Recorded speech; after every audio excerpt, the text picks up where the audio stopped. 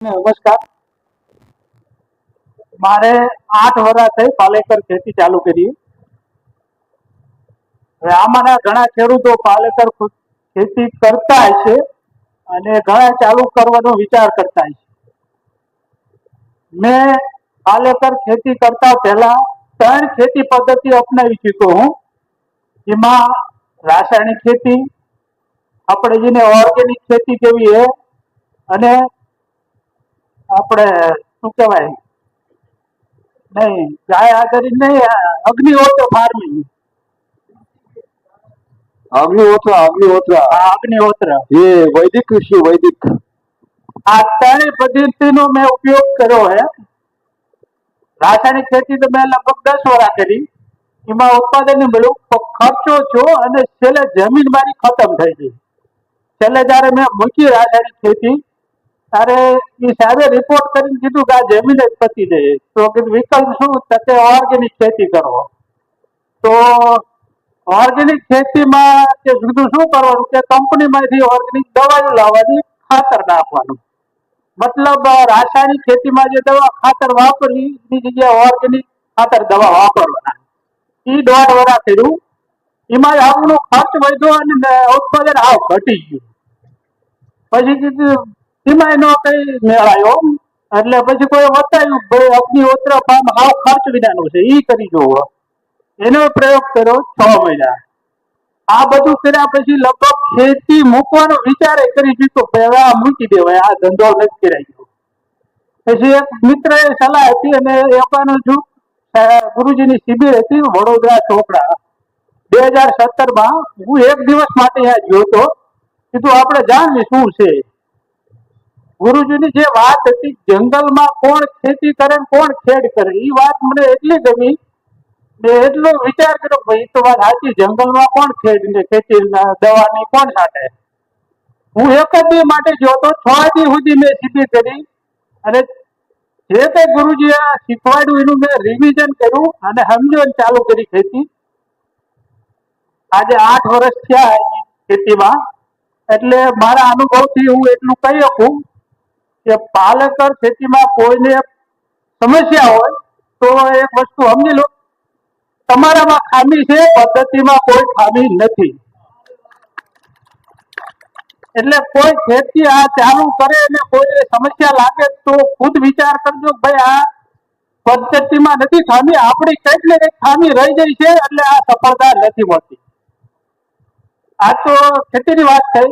બીજું મેં જે વાવેતર કર્યું એની હું વાત કરું તો 28 ફૂટે ફળ ઝાડ લીધેલા છે, વચ્ચે શાકભાજી છે. અમારો જે વિસ્તાર હે સાયલા ચોટીલા આંબે પાણીની ખેંચ વાળો વિસ્તાર. ઉનાળે તો પાણી હોતું જ નથી. લગભગ મારે આ 4થું વર્ષ હે ઉનાળે પાણી ન હોય, શિયાળે ત્યારે ફૂટી રહે. ફળ પણ એક અનુભવ મેં કર્યો, કોઈ બી ફળ ઝાડ તમે એકવાર વાવી દો ને, પાલેકર ખેતીમાં એનો ચમત્કાર તમને જોવા મળશે. તો ફળ ઝાડ કોઈ હુકાશે નહીં, પાણી આખો ઉનાળો નહીં મળે તોય. મારા ખેતરમાં એ મેં ખુદ જોયું, ઉનાળે ક્યારેય એક ઝાડું પાણી નથી મળ્યું તો હુકાણો નથી. અને એવા ઘણા બધા ઝાડવા છે કે જેને પાણીની ઉનાળે ન મળે તો ઊભું રહેશે, કદાચ બળશે નહીં. એટલે ફળ ઝાડ તો આ ખેતીમાં ફરજિયાત નાખવા, એવું મારો અનુભવ છે. બીજું શાકભાજીમાં મેં રીંગણમાં એક જોયું કે પાણી નહોતું તો રીંગણી બધી ઊભી હતી એમના, અને પછી એને કઈ કર્યું નહોતું, પાણી નહોતું, શું કર્યું એ રીંગણી બીજા ચોમાસામાં પાણી આવ્યું એટલે ફૂટીને પાછી ચાલુ થઈ ગઈ. 4 મહિના એને પાણી જ નહોતું મળ્યું, વગર પાણી એમને ઉભું હતું. એટલે આ બધા ચમત્કાર તમને પાલેકર ખેતીમાં જોવા મળશે.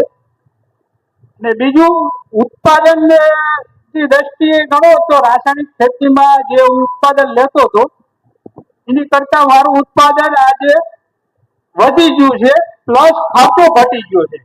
મેં મારે જે ચાલુ કરી શરૂઆતમાં જે 4 એકરમાં આજે 8 વર્ષ થયા, એમાં 8 વર્ષથી ખેડ જ નથી કરી. બીજું કોઈ ખાતર ખર્ચ નથી સિવાય જીવામૃત કે ઘન જીવામૃત, અને છંટકાવ કરતો જ નથી, જમીનમાં જ આપીએ છીએ આપણે, છંટકાવ કોઈ કરતા નથી અત્યારે.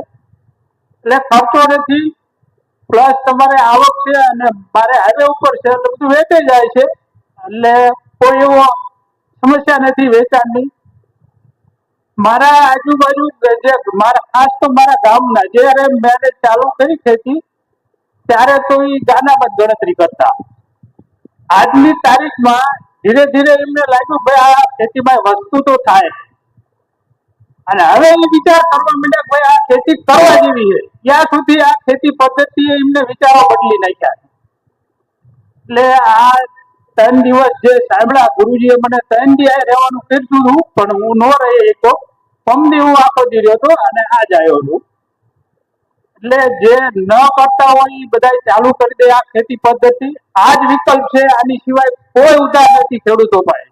કોઈ બીજી ખેતી પદ્ધતિ નથી તમને આટલો નફો રળી દે. બસ એ જ વાત. ધન્યવાદ. મારું નામ દિનેશભાઈ નરોત્તમભાઈ સોનગરા.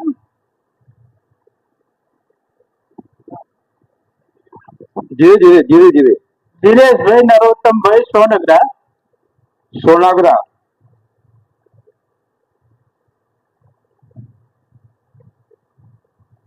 મોબાઈલ નંબર છે 97 234 36 5 81. ગામ સાયલા, તાલુકો સાયલા,